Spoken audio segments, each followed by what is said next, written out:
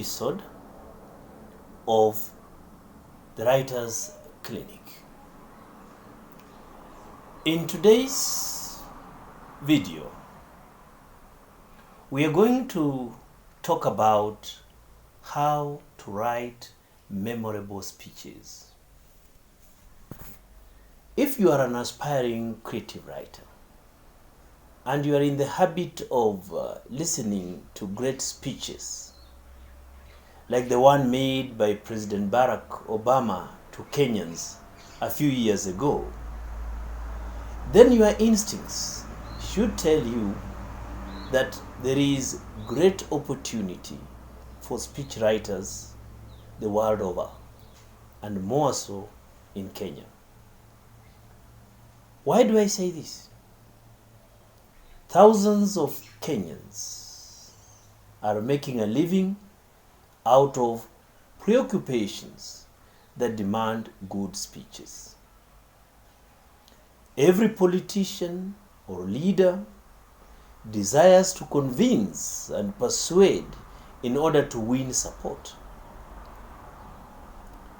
They need creative speeches that will enable them to strike the chord, that special chord, with their audience. Indeed, it is now possible to talk about literature in a broader perspective that goes beyond the traditional Western definition.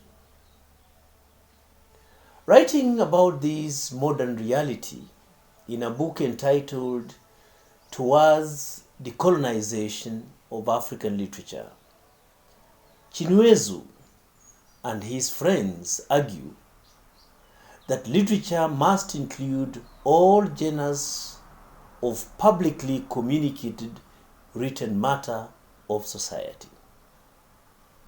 So really, in addition to prose fiction, poetry, and drama, we should consider writing literary essays, biographies, addresses, and orations as a vital part of literature. In fact, if you did not know, rhetoric and rhetorical studies have become major areas of study the world over. Orations rely on correctness of the choice of literary stylistics to make an impact. They should present fine thoughts presented in polished prose. In crafting of orations, we take into consideration, among other things, the nuances of meaning in rhetorical or social and cultural contexts.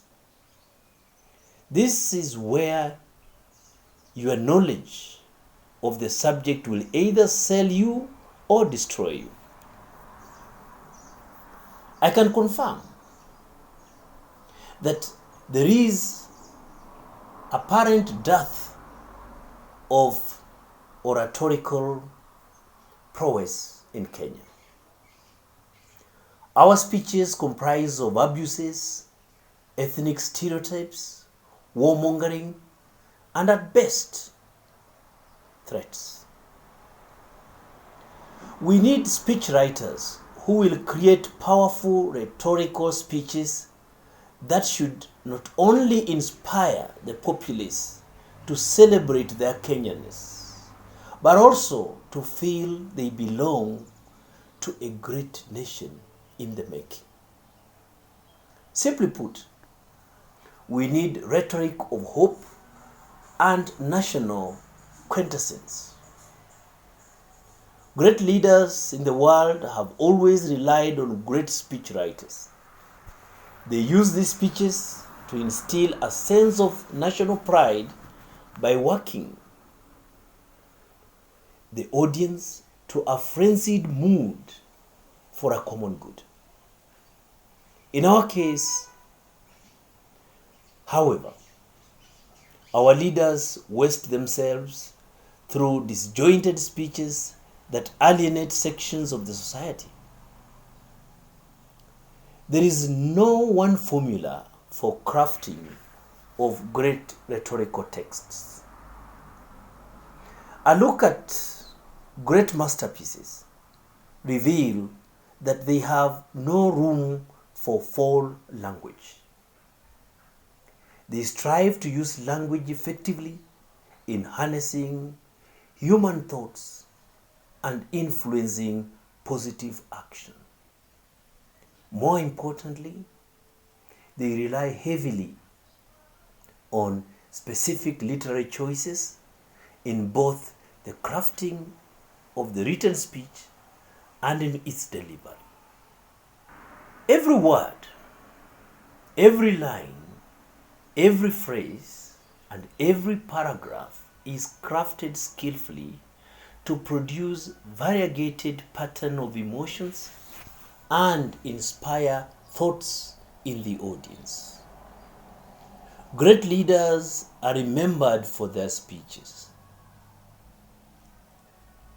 Winston Churchill, Abraham Lincoln, Napoleon Bonaparte, John F. Kennedy, and others are frequently quoted for their witty, long-range statements of value and insight into existential problems.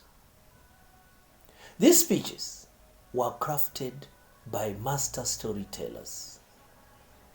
Leaders do not craft rhetorical masterpieces, but dictate their visions to the speechwriters.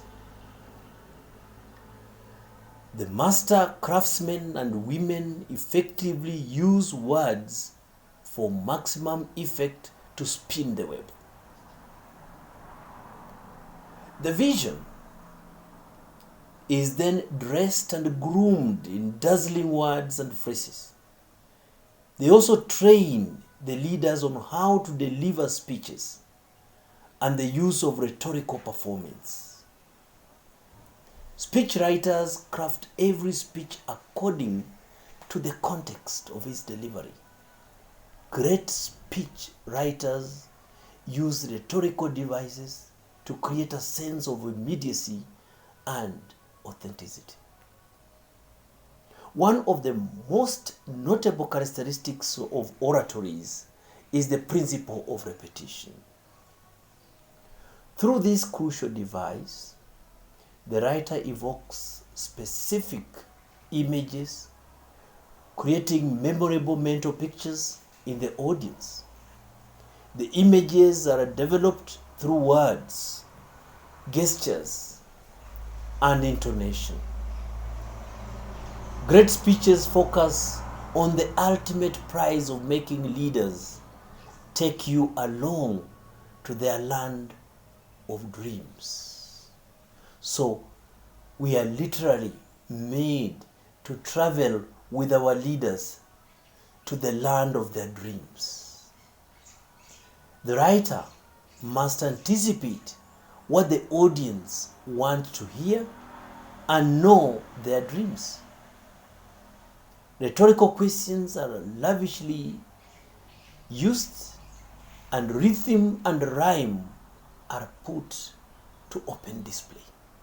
The writer strives to create patterned crescendo and diminuendo at various stages in the speech. The idea is to create powerful images that remain in the subconscious minds of the audience for a long time.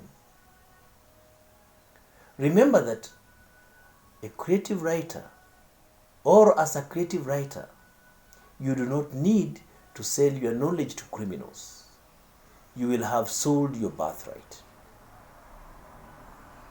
Adolf Hitler had great speech writers that he used to sell a dangerous ideology. Despite having matured late and with a missing left testicle, Hitler was able to build a loyal army of supporters through his speeches. But of all the masters of rhetoric, none gets closer to Jesus Christ.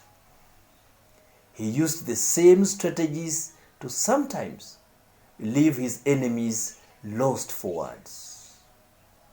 The future is bright for great speech writers. You can build that skill. And on that note, we come to the end of today's episode, in which we looked at the crafting of great speeches. This is coming to you from Kahawa Sukari Estate, Kahawa Sukari Avenue, 1335. Join us again next time when we focus on other skills related to creative writing. God bless you.